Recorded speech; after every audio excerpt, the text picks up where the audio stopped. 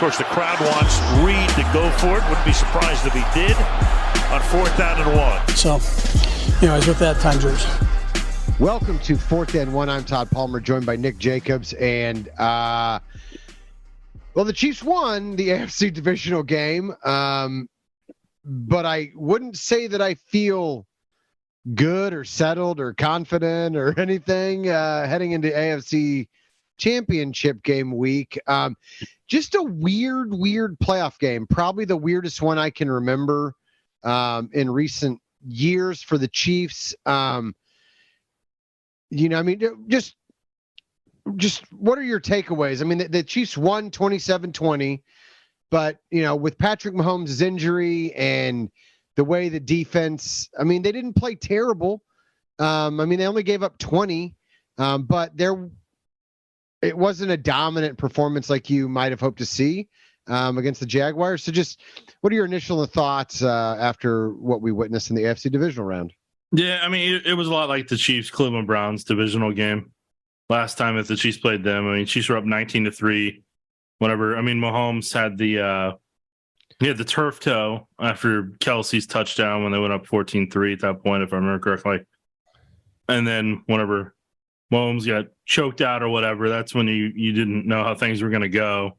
And Daniel Sorensen had that big play that knocked the ball out before the end zone. So, that was when the Chiefs were trying to make their way back to the Super Bowl before they ended up, beating the Bills in the AFC Conference Championship and playing the Bucs and losing there while Mahomes played on, turf toe. Played through that.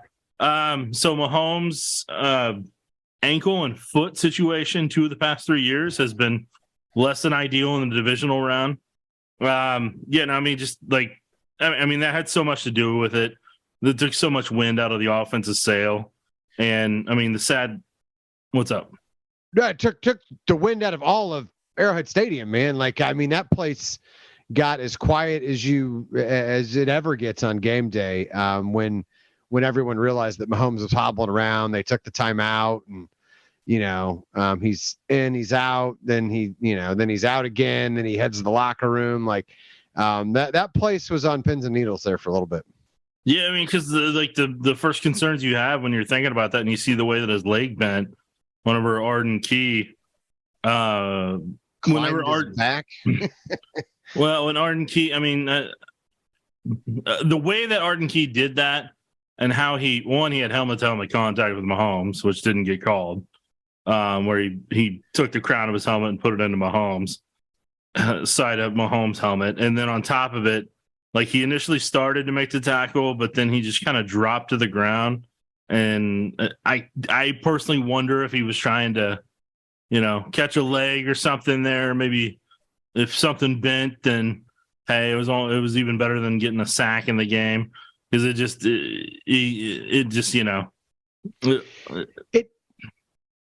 looked like he climbed his back, then let go, and it was essentially the same thing that happens in a horse collar tackle a lot of times. Or you see that kind of injury happen to offensive linemen who get rolled up on from behind in situations like that from time to time. I can't say it was a dirty play, but I can understand why a defensive player would try to render Mahomes unable to continue to play in a football game. Yeah, and on top of it, just the way Mahomes' leg bent there and the way the ankle bent. You didn't know. You're like, man, is that an ankle? Is that a foot? Is that a knee? You got a ton racing through your head when you see a guy hobbling like that immediately, and then the pain that Mahomes was. So right there, you're like, oh man, is this gonna cost them that run? They did all this stuff, went through this whole season, went through that whole off season. And it comes down to this moment, and somebody's inability to be able to continue on their block is the reason that, this is all going to come to an end. So, who couldn't maintain their block, Nick? See, here's the thing, and people want to argue with me on Twitter about it. So I'm going to go on my rant now about it, and it's fine. Look, I'm not upset with Orlando in some regard, because he is who he is. This is where his skill set's at. But, there's a reason Mahomes kind of moves around the pocket the way he does, because as soon as he can't see Orlando and his guy anymore, he's going to move. Like, that's what he's going to do. And he's either going to be able to see him or he's going to move up in a spot to where he can buy himself a little bit of time. Like, that's been all year. And so you need a mobile Mahomes to make that happen.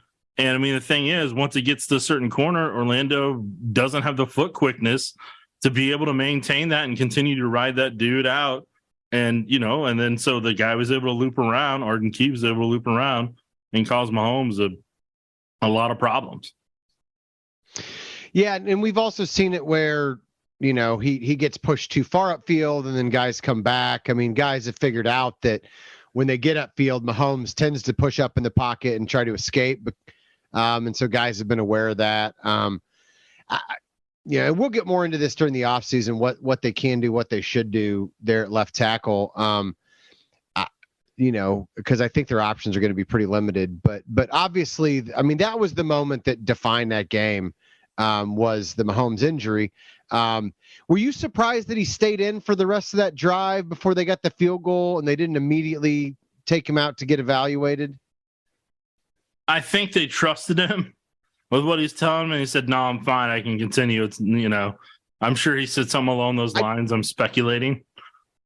I mean, I think the cameras caught some of that, and I believe that he was emphatic that he did not intend to exit the game voluntarily. Yeah. So, but you knew when you saw the handoff and the stretch runs they were doing, like that it wasn't going well, and it needed to be checked out pretty quick to get X-rays done, make sure nothing's broken.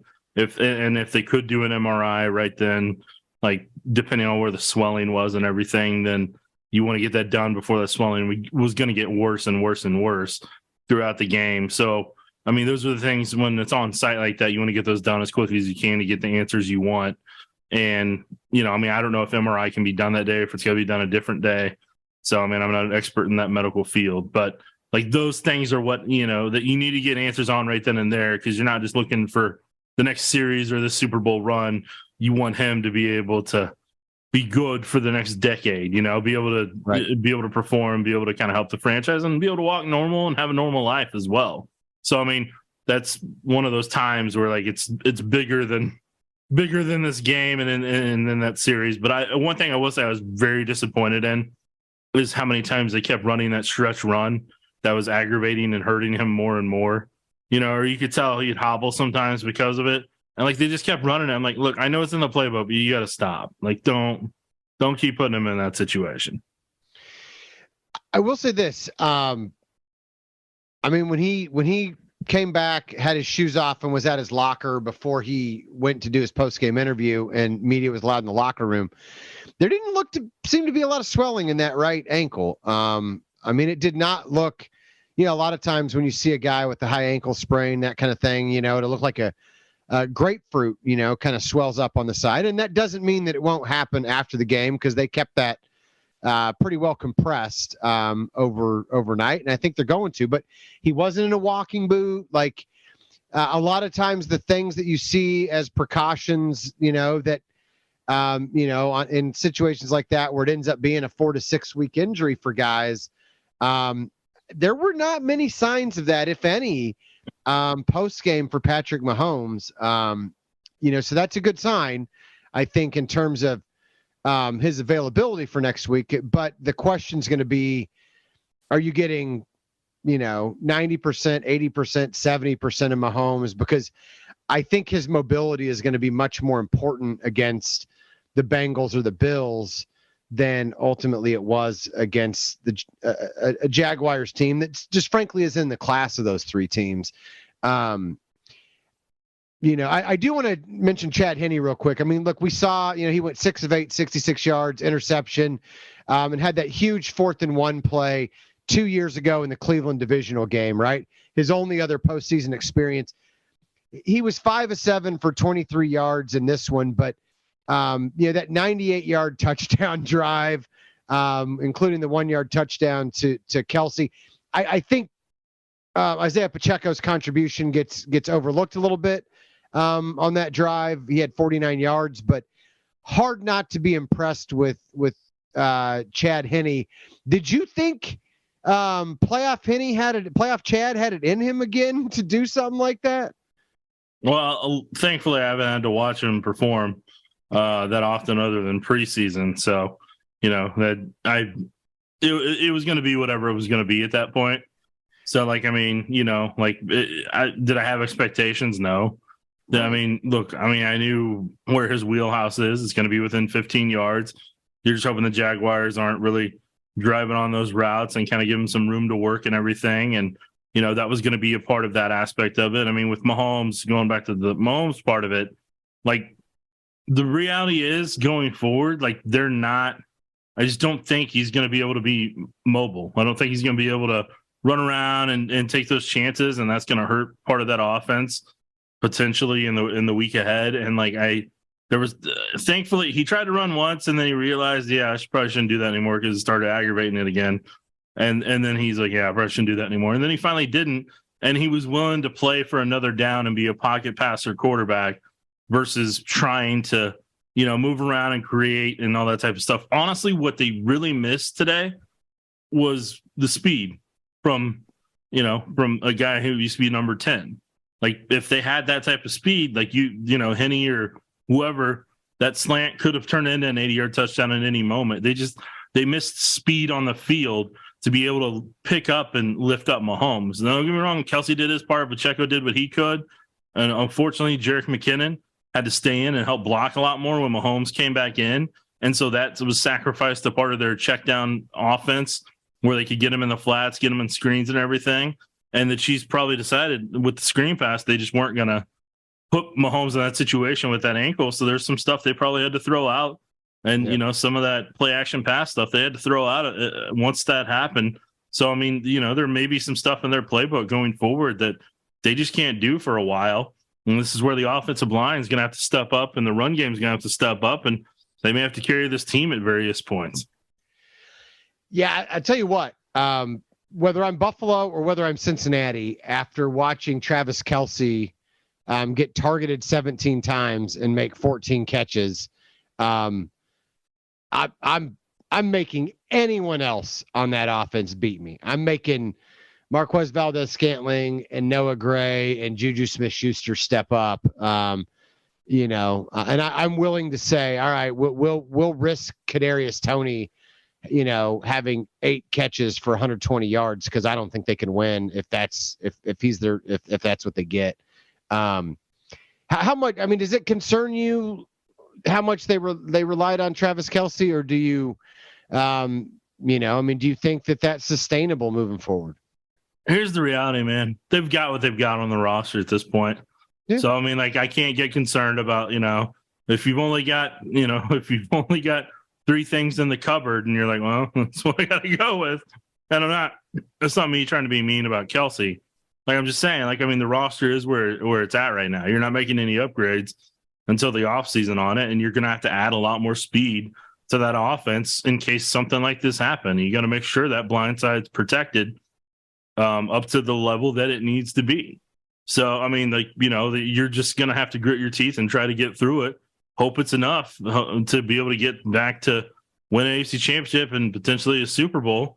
But, who knows what's going to happen within a week's time where that ankle will be at for Mahomes. Do I think Mahomes is going to play in the AFC championship? Yeah, I think he's going to play in the AFC championship. But anything they can do to rest it this week, and even if it means him not practicing a ton, that may be what they have to do if that's what's going to give them the best road to win. Yeah, I think it helps that they played on Saturday and they played the early game. It gives them an extra day, almost day and a half, because, it'll be a little, it's 2 hour later start time next Sunday, but the schedule played to their favor. You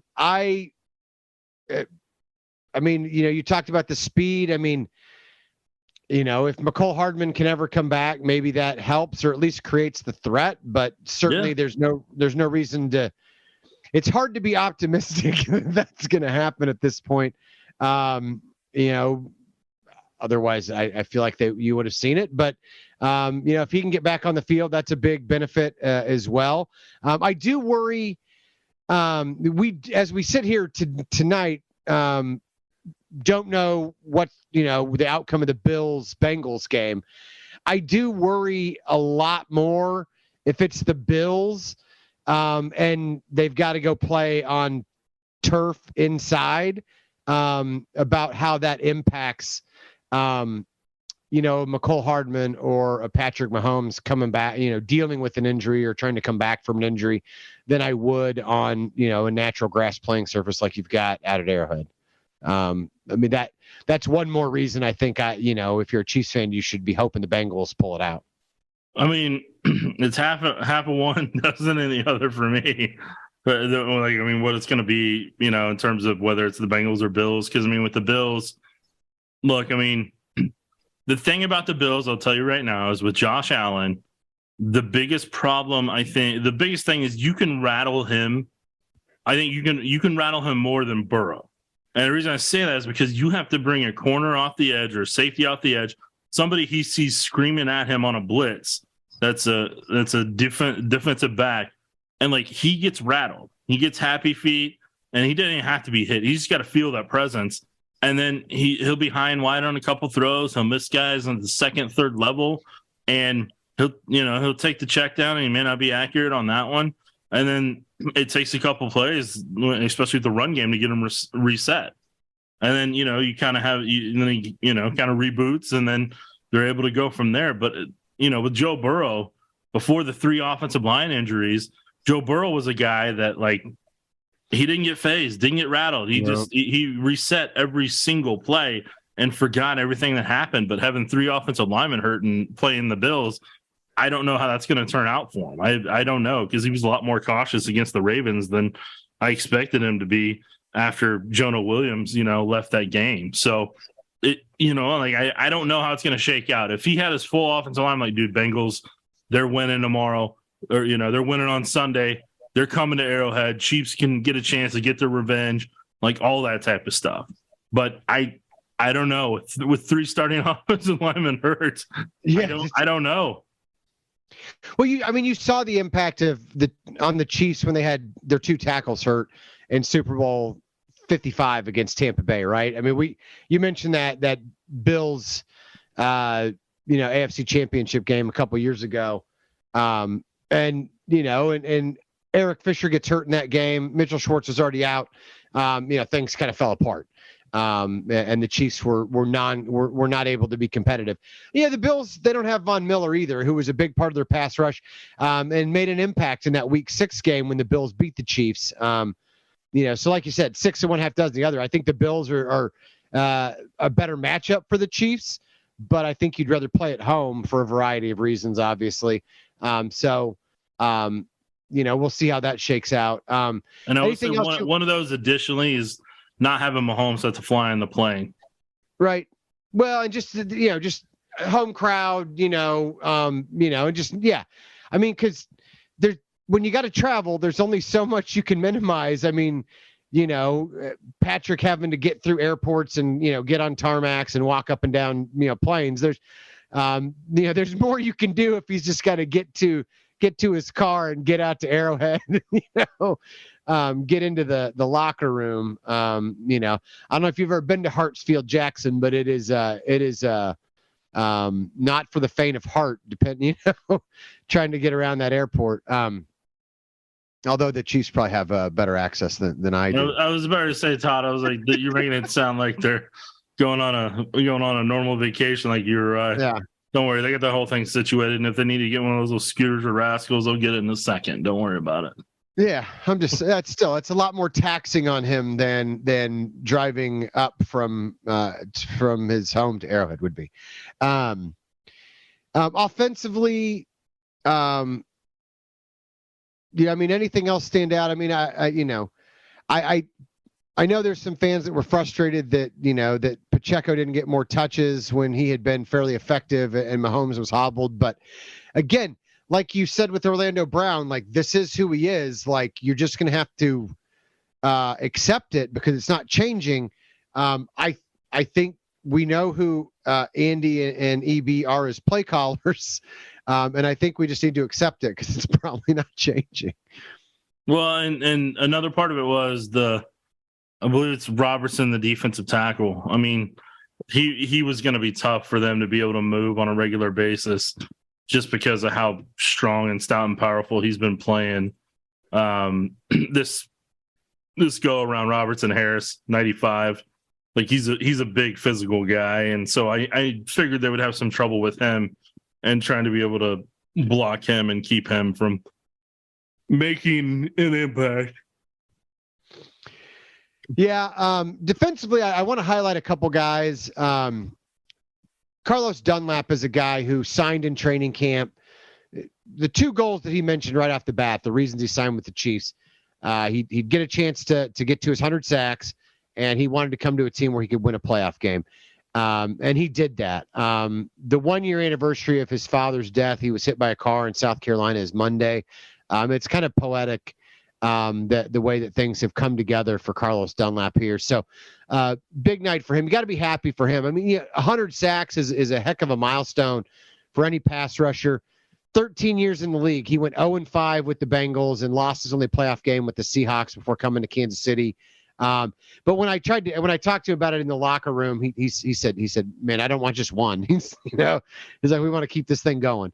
And then Jalen Watson. I mean, he admitted he didn't have a great game, but that one-handed interception he had late iced it, and was a big moment. So, kudos to those guys, for making plays and coming up big when they needed to. Only 2 sacks. Frank Clark and Derek Nottie, of all people, got one. So if you had Derek Nottie getting a sack before Chris Jones in the playoffs, congratulations to you. Would not have put money on that one. But did you see enough from this pass rush to feel confident going to the AFC Championship game? No, the pass rush for me was underwhelming for a lot of today. I know they had a couple good looks. I think like 3 or 4 that I was like, okay, you can build on that, and then they didn't build on it. I mean, and I thought they had the edge rushers going a lot wider than I expected, because it seemed like they really wanted to keep Lawrence contained in the pocket, and so I was a little surprised by that. And so I mean, they were trying to contain and corral him versus really trying to get after him and rattle him. Because I mean, the thing is, when you put him under pressure, if I remember correctly, I think he's got like 15 interceptions this year. And when he got under pressure, he had an interception today that Watson ended up getting when that free blitzer came through. So, I mean, there's just, it wasn't the rush that I thought it was going to be. And they can't rush at that. They can't rush that way again next week, no matter which quarterback they're playing, and expect to be able to get them off the field. So I have my concerns personally. Yeah, and then on top of that, they gave up 7.6 yards per carry and 144 yards on the ground. So it's kind of one of those situations where it's like, well, if you're not going to rush the quarterback and you're not going to stop the run, what would you say you do here? I don't think that's going to be good enough against the Bills or the Bengals. I also think that the Chiefs are more familiar with the Bills and the Bengals after having played them a lot the last couple of years. So, maybe that plays to their favor. But I mean, how concerning is the run defense as well, and the apparent struggles there. They're gonna have to figure something out next week if they want to get to the Super Bowl. Like, I mean, that's the reality of it, and I mean, we'll see how things shake out. It's just there was a lot of the roster problems we've talked about, and some of the scheme issues we've talked about throughout the season. Like, they all showed up in the playoffs, and like they all got magnified at times during the playoffs. That's just the way it's going to go. And no matter who they play from the Bills or Bengals, it's going to show up again next week. And in some crazy way, the Chiefs having all the close games they did this year prepared them for this moment today. I mean, that's the biggest thing of all. Like, because if you remember that one year, they were so used to blowing teams out that they got a panicky whenever they were going against the Browns in that divisional round a year later, because they'd been used to blowing teams out for almost 3 years. And this year they had to kind of struggle their way through it. And in all honesty, that actually, I think, helped them a lot, be able to, with a lot of the guys, be able to navigate what they did in all those key moments today. Yeah, I think they're much more comfortable. And I think that the reality is there's no such thing as a perfect roster in the NFL. And even if you had one, like the Bills had a really, really good roster. before the season. But injuries take a toll down the stretch, and there's no way to account for those and to build in, the redundant. You can't have two Von Millers on a team, right? Like, I mean, there's just no way to have that kind of redundancy. And so by the time you get to this point in the season, there's just no such thing as a perfect NFL roster. I still think, I mean, the Chiefs won this game fairly comfortably. I mean, even with Mahomes gimpy, even with the limitations, even with the lack of production from the wide receivers, even with them having to basically sideline Jerick McKinnon, who'd been one of their biggest weapons the last 6 weeks, to keep him in for pass protection, even with the inability to generate a pass rush, even with the inability to stop the run, it was, at the end of the day, a fairly comfortable win for the Chiefs. There's not a time when I was like, I think they're going to blow this one. Even when it got to 20-17, you knew that, okay, the Chiefs need to go down and probably need to put this one in the end zone to kind of put it away. And they did. And then, they got the turnovers late when they needed it. I mean, they find a way to make plays. Like you said, and I think that's a credit to these guys and the fact that they've gotten comfortable being a little bit more uncomfortable as a team at times. But I still don't think they were ever concerned or overwhelmed or, like you said, that Browns game, if Chad Henne doesn't make that conversion to Tyreek Hill, the Browns go down and put that ball in the end zone, and the Chiefs probably don't. We're not even talking about them having gone to back-to-back Super Bowls because their defense was just not playing well that game. You don't see that from this team this year. Yeah, like we were talking about, they're a little bit more comfortable being in uncomfortable moments, and they've actually trained all year for it, even when they probably didn't mean to. So, I mean, you have that part of it.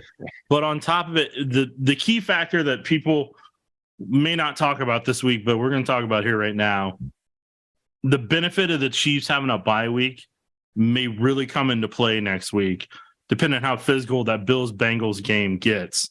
The Chiefs not having that extra 3 week of wear and tear, because the Bills and Bengals both had physical games in the wild card round. You expect that divisional round to be a very physical game. And just from a physical and emotional perspective, it may be really taxing by the time either of those teams get to the conference championship.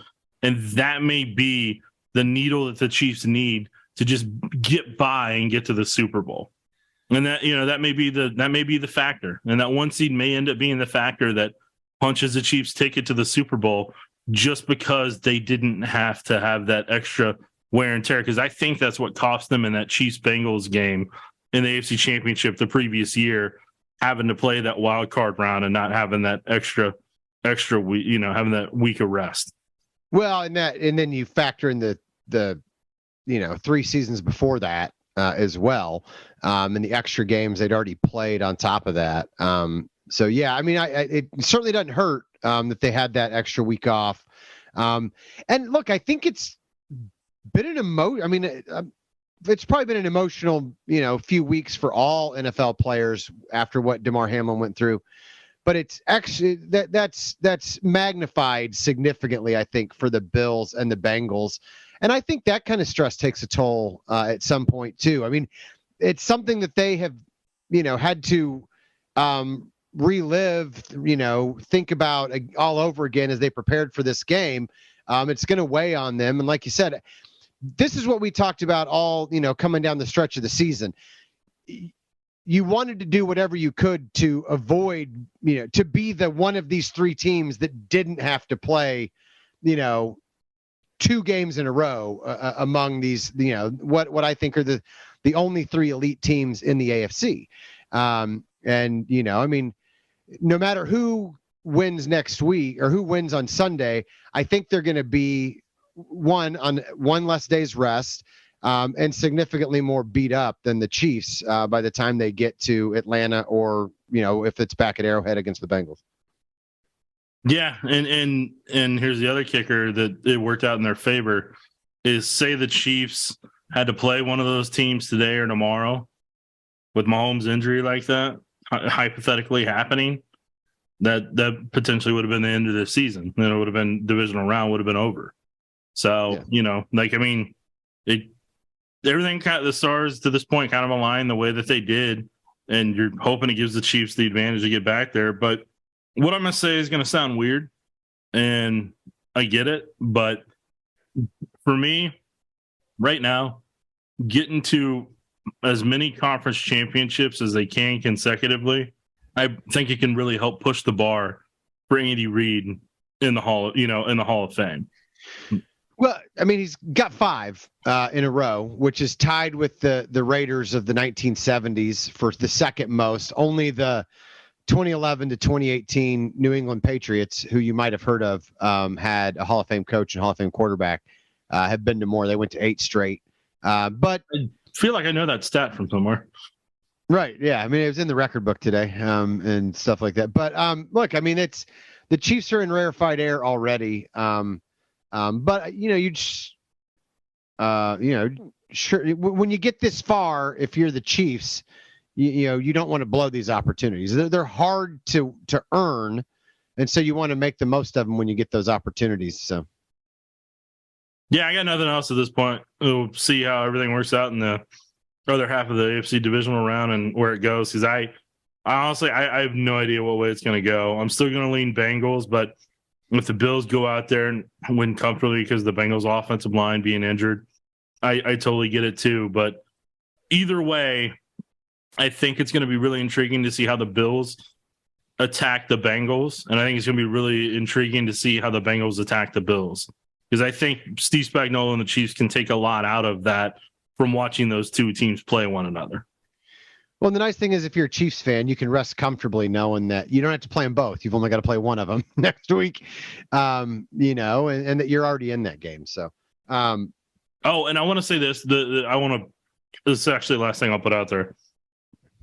The TV broadcast I found really funny when they were talking about Chiefs special teams and some of the phrases that they used about not having core special teamers and having to kind of piece the special teams together. So I thought that was very fascinating and interesting that made sure to get put out on a national broadcast ahead of, that everybody was going to see because it was the only game on at that time. So do you think that came from a conversation with Dave Tobe, Andy Reid, or somebody with the Chiefs PR team? All I know is that you can clearly tell that the broadcast took notes in their production meeting. Yeah. Well, look, Marcus Kemp was the standard elevation. He just didn't. He was not active for the game, and he is one of your core special teamers. I don't know what Jack Cochran would be, in that situation, but it is what it is. You just hope the special teams don't cost them. I mean, look, Harrison Butker kicked well. Yeah. Tommy Townsend held well. Mm-hmm. The kickoff return looked a little leaky. I'll tell you, going against a returner like Agnew, that's going to happen. Like, there's two guys I fear returner wise in this league right now. It's Ray McLeod and it's Agnew. Those two have some burner speed, and if Agnew hits the market at any point, you go snatch him up immediately, Chiefs. You go snatch him up, and you get yourself a really speedy returner. I mean, I would say Nyheim Hines has done some work for the Bills the last couple of weeks too, so I'd put him on that list. I would not. Well, I mean, he's. I don't put anything past this Chiefs special teams. Maybe they're just saving it. Oh, you're talking about going against Chiefs. I'm talking about putting on a roster. Sorry, no. I'm talking about. I'm already thinking of who I want on the roster. Okay, I'm thinking about. You went left, I went right. It happens. Yeah. I fear pretty much all returners. Right? Yeah, no, that I would totally agree with. I thought we were talking about who you want to put on your roster, and I'm like, I don't know. No, I'm not saying Adam. I'm not saying Adam. I'm just saying, would you be surprised if they face the Bills and he returns one in the Mercedes-Benz Stadium? I would not. So. No, that would not surprise me when you phrase it that way. Let's hope that doesn't happen. Maybe the special teams will put it all together finally here in week 20. I think Shane Buechele may finally be active next week. Yeah. So anyway, I got nothing else. I'm sure we'll chat again because we got another game. So we'll talk to y'all later. Take care, kids.